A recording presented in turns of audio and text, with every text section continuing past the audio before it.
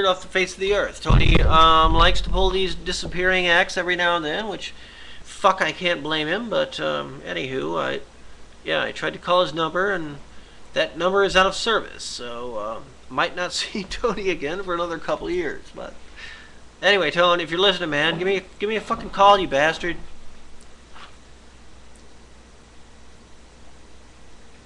Because, yeah, we're still planning the big conspiracy theory road trip out to San Diego in April.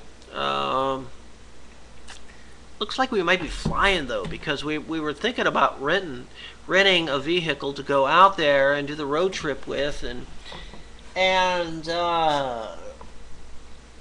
that's more expensive than flying. So it's like, you know, we're just thinking about maybe flying out to San Diego, then renting transportation from San Diego, then going out to the desert in New Mexico, Dulce, Roswell, and whatnot, and doing shows from there. But regardless, I think it's still happening. We're still in the talking and planning stages. But anywho, shout out to my homies. Yeah, so anyway, yeah, Tony, if you're listening, give me a fucking call, you bastard. So, anywho, that being said, ladies and gents, this is an interactive show. If you would like to call in at any point, let me dig up that number here.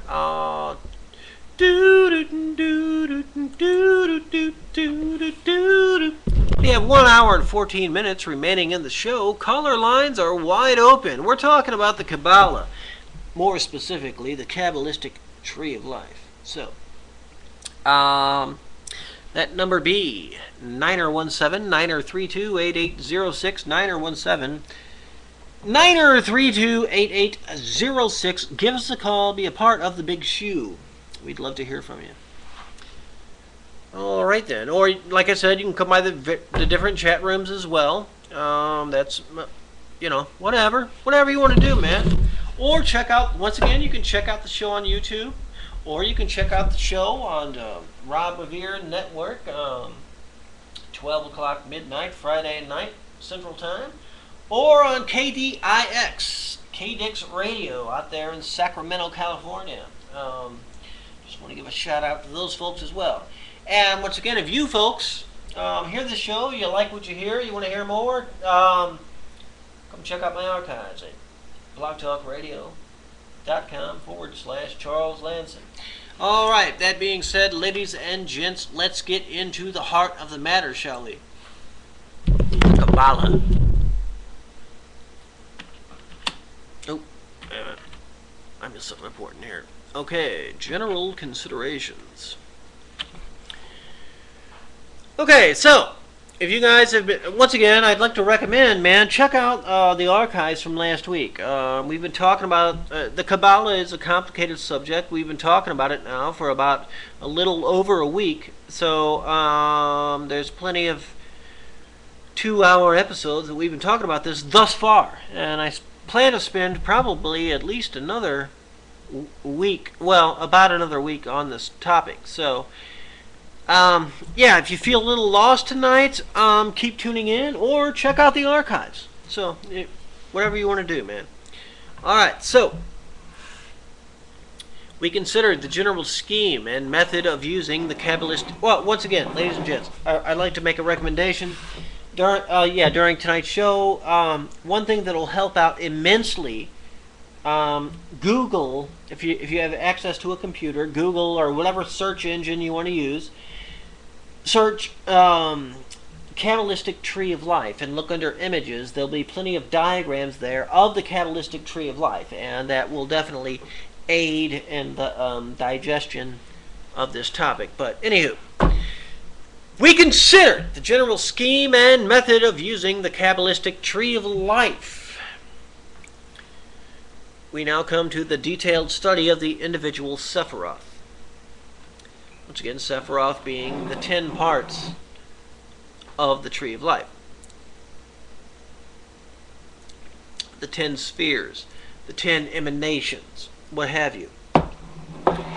The study must necessarily be tentative, for a life's research could be given to the significance of the correspondences that spread in endless ramifications from every symbol associated with each sephira.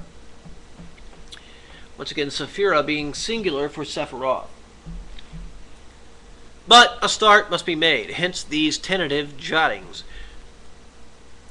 I do not consider the following chapters on the individual Sephiroth worthy to be called anything better than this, even though they are the fruit of 10 years' meditation on that marvelous composite symbol.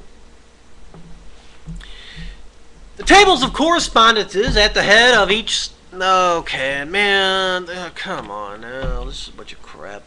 Blah, blah, blah, blah, blah, blah, blah, blah, blah, blah. Blah, blah, blah. Alright, so we already went over section 1, which is the title assigned to the Sephiroth. Look, this is bullshit. Okay. I'm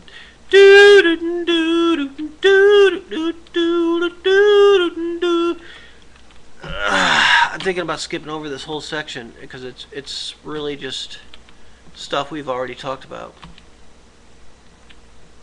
Yep, I think I shall.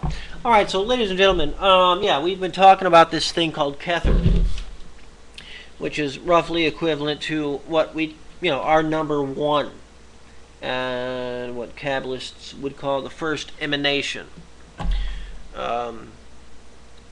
Kether, first emanation, and so now we're gonna, and we briefly touched on it.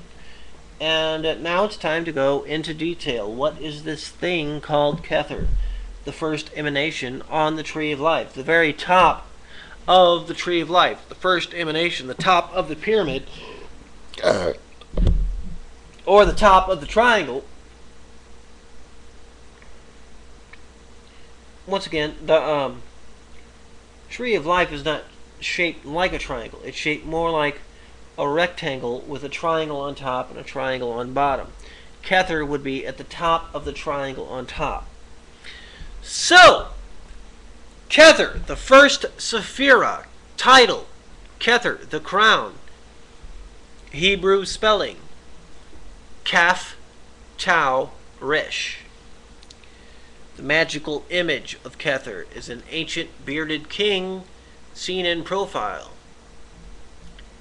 Situation on the tree at the head of the pillar of equilibrium in the supernal triangle. Once again, the pillar of equilibrium. There are 3 pillars on the Tree of Life.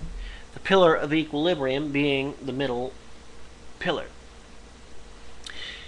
Yetziratic text. The first path is called the admirable or hidden intelligence because it is the light giving the power of comprehension of the first principle, which hath no beginning. And it is the primal glory, because no created being can attain to its essence. Titles given to Kether: existence of existences, concealed of the concealed, ancient of ancients, ancient of days, the primordial point, the point within the circle, the most high, the vast countenance, the white head, the head which is not, macroprosopos, amen, lux occulta, lux interna, hey. The god name of Kether is Eheya, Eheye. The archangel of Kether is Metatron. The order of angels, holy living creatures, Kaios HaKadesh. Mundane chakra, Rashith Ha-Gilgalim. Prima mobile, first swirlings. Spiritual experience of Kether is union with God. Virtue is attainment, completion of the great work. And there is no vice within Kether, which is unique among the Sephira. Because from here on out we will have a virtue and a vice. But Kether, there is no vice. There is only virtue associated with it. Because it is the first emanation. So, correspondence in microcosm, the cranium, the Sa, Yechida. It's my, pardon me, my Hebrew friends, that is my lame attempt at Hebrew. Yechida, the divine spark, the thousand-petaled lotus. Symbols, the point, the crown, the swastika. Tarot cards associated with Kether are the four aces. Ace of Wands represents roots of the powers of fire. Ace of Cups represents roots of the powers of water. Ace of Swords represents roots of the power of air. And Ace of Pentacles represents roots of the powers of the earth. The color in once again, here I'm going to address the four worlds of the Kabbalistic tree of life. The color in Atziluth is brilliance. No color, just brilliance. The color in Bria, second world in the world of the four worlds of the Kabbalists, is pure white brilliance. The color in Yetzirah, pure white brilliance. The color in Asaya, white flecked gold. So, that being said, that was just a little intro into Kether, the first Sephira on the Tree of Life.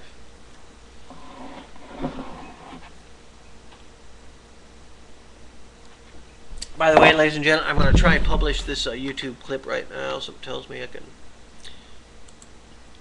Sorry, I hate to do this to you. I'm trying to do YouTube clips and the show at the same time by myself, so just cut me a tiny bit of slack. Oh, it's still gone. Oh, okay, that's cool. Yeah, I think then it'll be able to take me out until the break, so that's great.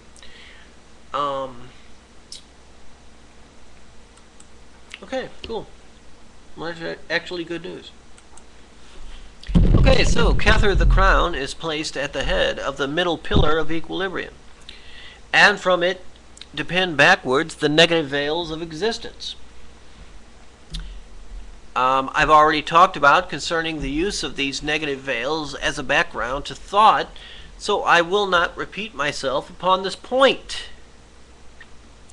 But remind my listeners that Kether, the first manifest, represents the primal crystallization into manifestation of that which was hitherto unmanifest, and therefore unknowable by us. Concerning the root from which Kether springs, we can know nothing. But concerning Kether itself, we know something. It may be for us, at our stage of development, the great unknown, but it is not the great unknowable. The mind of the magus must compass it in his higher visions. In my own experiences with the operation known as rising on the planes, which consists in carrying consciousness up the middle pillar by means of concentration on the successive symbols and the paths, Kether, on the one occasion when people touch its fringe, appear as a blinding white light, in which all thought goes completely blank. In Kether there is no form, but only pure being, whatever that may be. It is, one might say, a latency, only 1 degree removed from non-existence. Such concepts must necessarily be vague, and I am ill-equipped to give them such definiteness as they might possess. But I am quite satisfied that we should recognize grades of becoming, and that the crude differentiation of being and non-being does not represent the facts. With manifested existence, there come into being the pairs of opposites. But in Kether, there is no